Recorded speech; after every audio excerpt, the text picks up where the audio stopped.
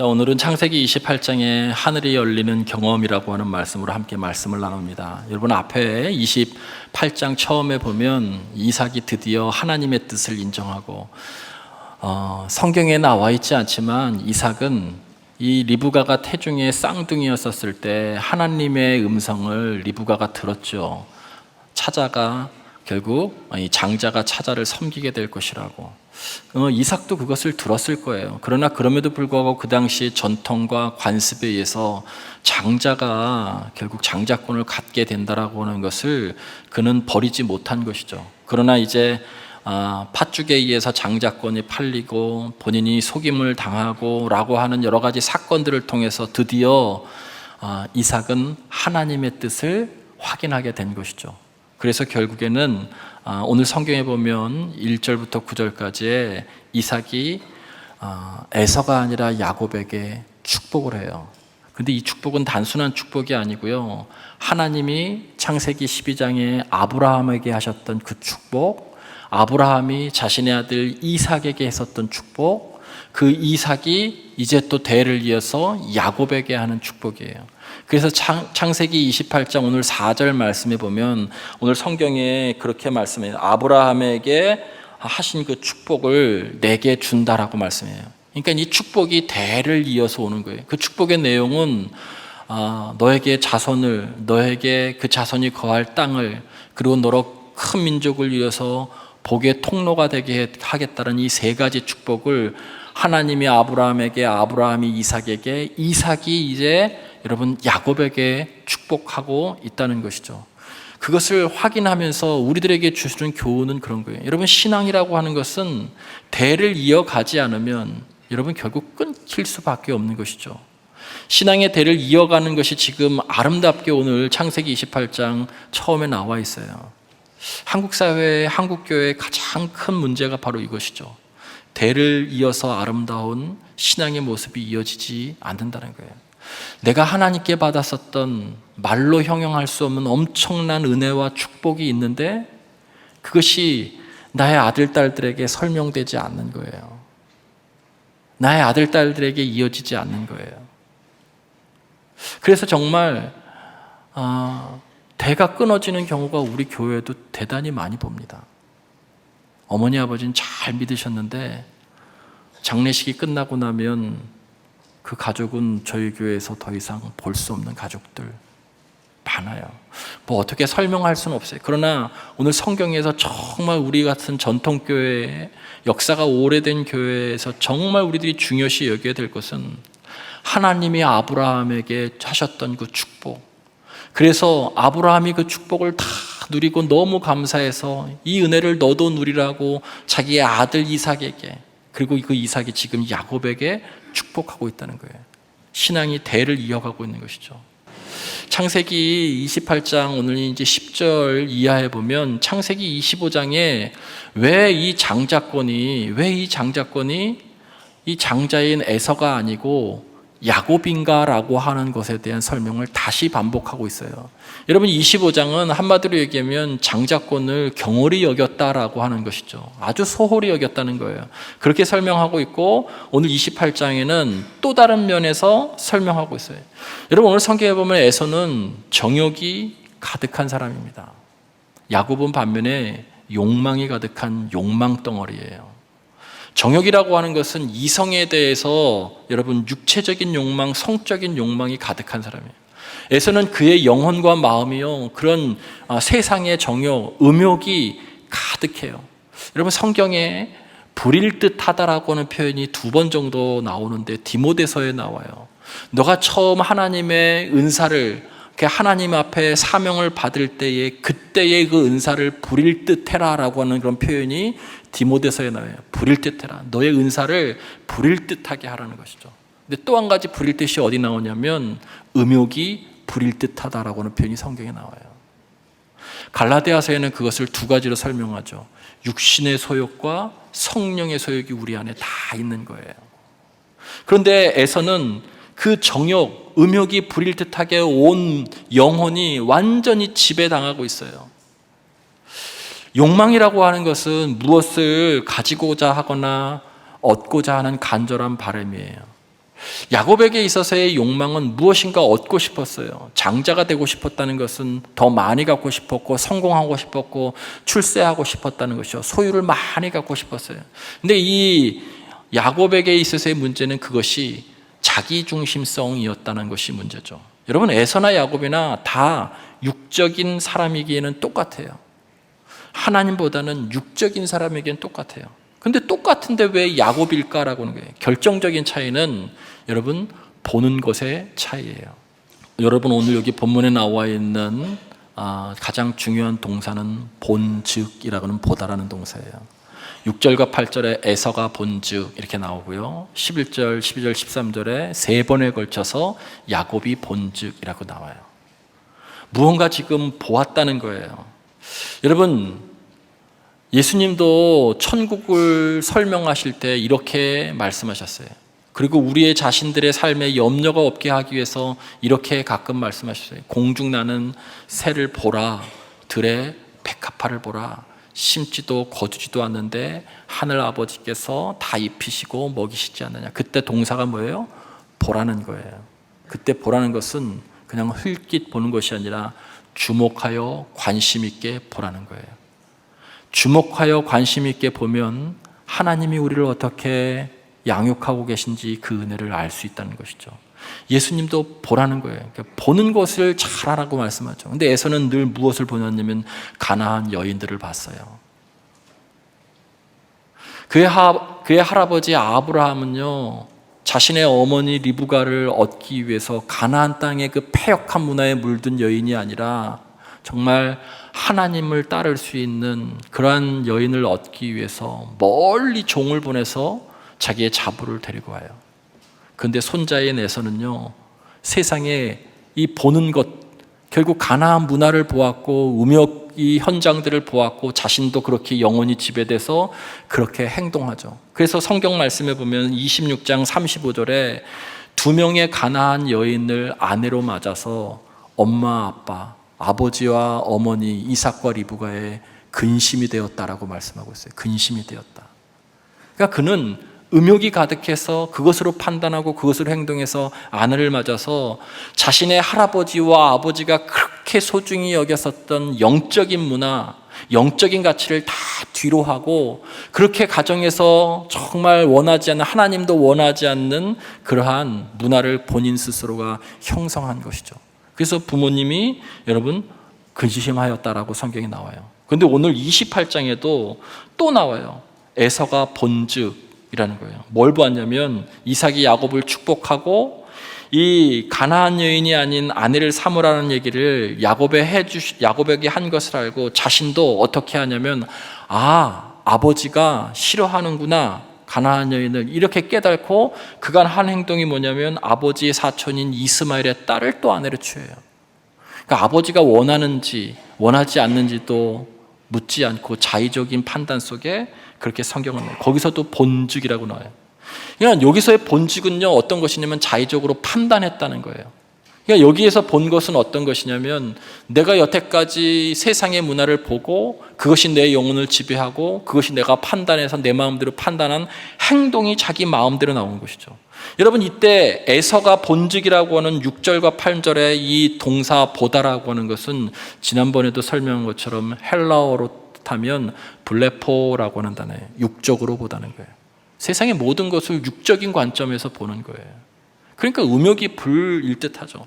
지난주에 제가 로마서 8장을 말씀드렸죠. 로마서 8장의 전체 핵심은요, 우리 인간에겐 영혼, 육이 있는데 여러분 하나님은 영적인 존재시고 우리를 영적인 존재로 이렇게 창조하셨죠. 그런데 죄가 들어와서 우리가 영적인 죽음을 맞이하죠. 영이 혼을 지배하고 혼이 육체를 지배하는 겁니다. 그런데 영이 죽게 되니까 선하신 하나님과 교통하지 않기 때문에 혼이라고 하는 것은 마음, 생각, 사고 이런 것인데 이것이 어디에 지배를 받냐면 보는 것에서 듣는 것에서 지배를 받는 거예요. 여러분의 생각과 판단과 행동은 어디에서 지배를 받냐면 열심히 기도하고 예배를 드리고 함으로 통해서 그 영으로서의 지배를 받을 수도 있지만 그렇게 하지 않으면 세상에 보고 듣고 하는 그 모든 것으로 여러분의 영혼이 지배받아서 행동하고 말하고 판단하게 된다는 거예요. 그것을 갈라디아서 5장에는 뭐라고 말씀하냐면 우리 안에 육체의 소욕과 성령의 소욕이 싸우고 있다는 거예요. 여러분 안에 하나님이 원하시는 영적인 갈망이 있어요. 근데 또 한 가지는 뭐냐면 에서와 같은 세상에서 보고 들었었던 것을 행하고 싶은 갈망이 있어요. 그게 육체의 소욕이에요. 그런데 또 영적인 갈망이 있어요. 근데 이것이 늘 싸울 때 이길 수 있는 힘은 우리들에게 아무것도 없어요. 여러분, 우리들이 육체의 소욕을 어떻게 이기겠어요? 매일 여러분 대중매체를 통해서, 우리들의 인터넷을 통해서, 우리들의 삶의 문화를 통해서 문만 열고 나가면 이 세상에 아비규환이고 싸우고 분열되어져 있고 음란한 문화들이 가득한 것을 여러분 보고 듣는데 우리의 영이 거기에 지배받을 수밖에 없어요. 우리는 육체의 소욕을 행할 수밖에 없는 존재예요. 그런데 이 갈등하고 있다는 것이 그리스도인이죠. 여러분, 그러면 성령의 소욕은 어떻게 우리들이 일어날 수 있느냐? 되게 두 가지 때에 이렇게 일어나는데, 첫 번째는 뭐냐면 이렇게 정기적으로 예배를 드리거나 스스로 경건 생활을 하지 않으면 우리는 늘 육체의 소욕을 따를 수밖에 없는 존재예요. 그래서 예배가 중요한 거예요. 정기적으로 예배를 드리고 모임에 힘쓰고 개인적으로 경건 생활을 하지 않으면 우리도 성경에서 이야기하는 육체의 소욕이 부릴 듯 할 수밖에 없는 존재라는 거예요. 부정할 수 없어요. 저나 여러분이나 모두 다. 그러나 경건과 예배를 통해서 성령의 소욕이 일어날 수 있다는 거예요. 두 번째 어떤 때냐면 여러분, 고난받을 때. 고난받을 때 모든 사람들은 그때 비로소 하나님께 가까이 가는 계기가 돼요. 오늘 여기 야곱이 본즉 12절부터 13절에 3번 나와 있는 야곱이 본다라고 하는 것은요, 이 블레포와 에서가 본 것과 다른 호라오라고 하는 단어인데 영적으로 보았다라고 하는 거예요. 영적으로 보았다. 그때 호라오라고 하는 단어를 써요. 야곱은 지금 에서를 피해서 외삼촌 라반의 집으로 도망가고 있어요. 아버지에게 축복을 받았지만 복은 고사하고 지금 가진 것 아무것도 없이 쫓겨 도망가고 있어요. 미래가 어떻게 되질지 알 수 없어요. 침구 하나가 없어서 돌베개를 베고서 지금 잠을 자야 돼요. 지금 외삼촌 라반의 집까지는 900km인데 3일 정도 걸어와서 약 90km, 100km 정도 지금 걸었는데 완전 탈진 상태예요. 그 당시에는 날씨와 도덕대가 결국 자신의 목숨을 앗아갈 수도 빼앗아갈 수도 있어요. 완전히 힘이 빠진 상태예요. 가진 것도 없고 먹을 것도 없고 미래도 불투명하고 그의 고난의 현장 그 자체예요. 여러분, 그것을 한마디로 상징하고 있는 것이 우리가 찬송 부르고 성경 말씀 본 것처럼 돌 베개에 베고 잠을 잤다는 거예요. 그 쓸쓸한 들판에서. 근데 그 고난의 때에 하나님께서 그의 영적 갈망에 찾아오시는 거예요. 여러분, 여기에 가장 중요한 사닥다리의 꿈, 사닥다리의 환상인데 이것이 무엇인가를 여러분이 잘 해석하고 적용하는 것이 정말 중요합니다. 12절 말씀에 보면 사닥다리가 땅에서 하늘까지 닿았고 하나님의 사자들이 그 위에 오르락내리락 하는 것을 보았다는 거예요.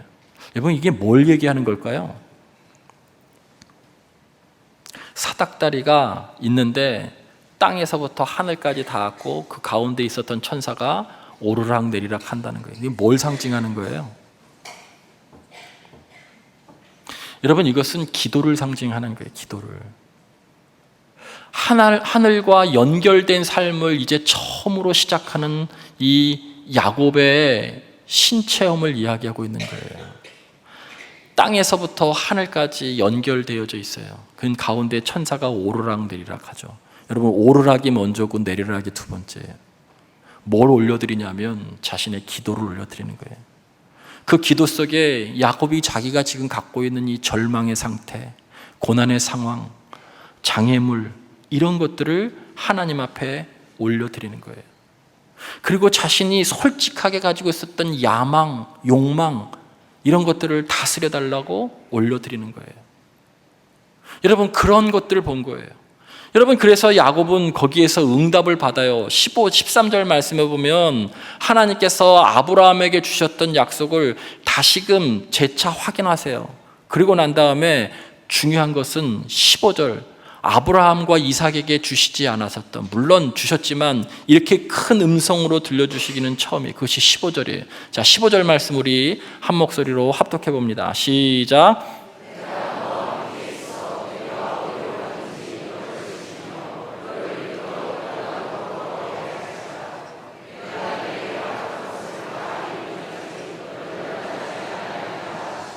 여러분이 15절 말씀을 여러분의 기도의 제목으로 한평생 삼으시길 바랍니다.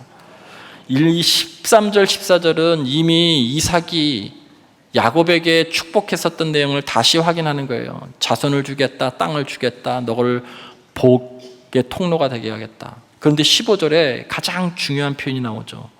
내가 내게 허락한 것을 다 이루기까지. 제일 중요한 것은 내가, 하나님이 야곱 너에게 허락한 것을, 사명이에요. 다 이루기까지 내가 너를 떠나지 않겠다. 임마누엘. 여러분, 그 앞에도 내가 너와 함께 있어. 임마누엘. 내가 너와 함께 하겠다. 너 지금 불안하고 공포에 휩싸여 있고 미래가 불투명한데 너가 나에게 기도하고 나와 함께하면 내가 너와 함께 하겠다라고 하는 그 환상을 보여주신 거예요. 임마누엘의 축복을 지금 명확하게 사다리 꼭대 하늘에서 야곱에게 음성으로 들려주는 것이죠. 내가 너를 지키겠다. 내가 너를 이끌어서 이 땅에 돌아오게 하겠다. 인도하시고 보호하시고 지키겠다라고 하는 임마누엘의 약속을 여기서 하고 계신 거예요. 하나님이 이와 같이 여러분들과 늘 함께 하시기를 간절히 축원합니다. 그런데요, 여기서 제일 중요한 것은 내가 내게 허락한 것이라는 거예요. 이게 제일 중요한 거예요. 야곱은 그동안 자기 중심적인 삶을 살았는데 내가 내게 허락한 것이라고 하는 것은 내가 너에게 준 사명이라는 거예요.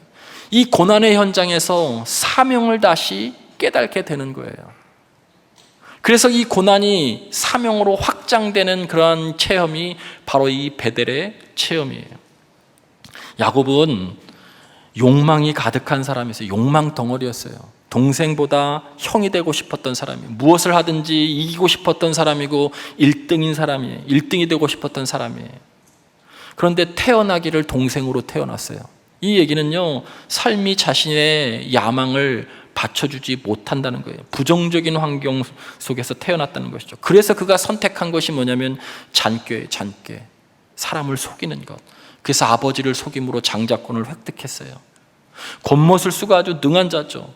에서는 정욕 때문에 구제불능이었지만 야곱은 욕망 때문에 구제불능이었어요. 자신에게 대한 자기의 중심적인 욕망 때문에. 그런데 다른 점이 있다면 그래도 야곱은 영적인 갈망이 있었던 것이 분명해요. 그가 본즉이라고 하는 것. 돌베개를 베고 잠을 잘 수밖에 없었을 때, 도망갈 때, 미래를 알 수 없을 때, 손안에 아무것도 없을 때, 그때 야곱은 비로소 하늘이 열리는 경험을 해요. 그것은 뭐냐면 자신의 욕망이 하나님께 다스림을 받기 시작하는 때, 야곱의 육체적인 삶이 영적인 것을 사모하는 삶으로 육체의 소욕보다는 영적 성령의 소욕이 훨씬 더 많이 두드러지기 시작하는 그런 때가 바로 이 베델이에요. 이 경험이에요. 이것이 창세기 28장의 말씀입니다. 여러분, 기도할 때 여러분이 가지고 있는 솔직한 욕망들, 내가 정말 어떻게 해결할 수 없는 나의 성품과 기질들, 내가 무엇을 이루고자 하는데 나를 막고 있는 장애물들, 사건, 가족, 주변의 사람들, 뒷받쳐주지 못하는 환경들, 이 모든 것들을 하나님께 올려드리면 여러분, 천사가 그것을 가지고 올라가서 하나님께서 너의 삶이 아니라 내가 너를 위해서 준비한 삶을 위해서 내가 한평생 너를 인도하고 보호하고 함께 하시고, 그리고 이것을 다 이룰 때까지 내가 끝까지 너를 책임지겠다라고 약속하시는 거예요. 여러분, 그래서 야곱은 이 베델의 사건은요, 이제부터는 개인적으로 사는 것이 아니라 하늘과 잇대어서 사는 그런 삶을 시작하는 것이 바로 이때예요. 본인이 다 힘이 빠졌을 때 하나님이 그에게 찾아왔어요. 여러분, 여러분에게도 하늘이 열리는 경험이 있으셨나요? 어떤 입신을 하고 하는 특별한 것이 아니고요, 내 인생의 모든 관점들을 하늘의 관점에서 바라보기 시작하는 것, 땅의 일들을 하늘의 관점에서 해석하기 시작하는 것, 그때가 여러분 하늘의 경험, 하늘이 열리는 경험을 하는 것이죠. 특별히 내가 무엇을 성취하고 이루고 싶은데 내 안에 있는 어떤 야망들을 다스림을 받는 것, 불순물을 제거하는 것, 하늘이 열리는 경험을 하는 것이죠. 근데 가장 중요한 것은요, 우리 안에 내가 뭘 성취하고 싶을 때 장애가 있다는 거예요. 장애물들이. 여러분, 모든 사람들에게는 다 장애물이 있어요. 나의 약점일 수도 있고요, 어떤 사건일 수도 있고요, 내 주변의 사람일 수도 있고요, 내가 어떤 것을 무엇을 이루고자 하는데 그것을 늘 가로막는 그 어떤 것이 있어요. 여러분, 그것을 하나님께 올려드릴 때 하나님은 그것을 통해서 하나님의 일을 하신다는 거예요. 여러분, 이것이 우리가 가져야 될 우리 삶의 주변에 일어나고 있는 일들에 대한 신앙적인 관점이에요. 그 관점을 갖게 되는 것이 하늘이 열리는 경험을 하는 거예요. 야곱은 그 순간에 하나님께 자신의 모든 것을 올려드리고 하나님이 너와 함께 하겠다라고 하는 음성을 듣게 되죠. 여러분, 하늘이 열리지 않으면 이 세상에서 아무리 많은 것을 누려도 그것은 가치가 없는 거예요. 하늘이 열려야만 땅에 있는 모든 일들이 의미가 있고 가치가 있고 제대로 만들어지는 거예요. 그것이 하늘과 잇대어서 살아가는 것이고 하나님의 말씀으로 살아가는 거예요. 바로 그 고난의 때에 야곱이 바로 이것을 체험하게 된 거예요. 여러분, 이 꿈의 환상 속에 14절에 야곱은 이제 고난이라고 하는 것을 통해서 무엇을 깨닫게 되냐면 자기 중심성이 이제 깨어지고 고난을 통해서 여러분 더 넓은 사명으로 확장돼요. 오늘 14절 말씀에 보면 땅의 모든 족속이 너로 인해 복을 받으리라라고 했어요. 다른 아브라함과 이삭에게 할 때는요, 그냥 족속 이렇게 정도에 설명하고 있는데 오늘 여기는 땅의 모든 족속이 너로 인해 복을 받을 것이다. 그러니까 자기중심적인 삶이 이제 모든 열방을 위해서 존재하는 복덩어리가 되게 할 것이다 라고 약속하고 있죠.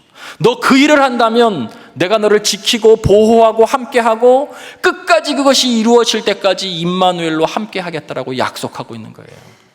고난의 현장이 사명의 현장으로 확대되어지는 것이죠. 마태복음 28장 예수님의 지상명령 맨 마지막에도 너는 모든 민족으로 제자를 삼아라고 말씀하고 있죠.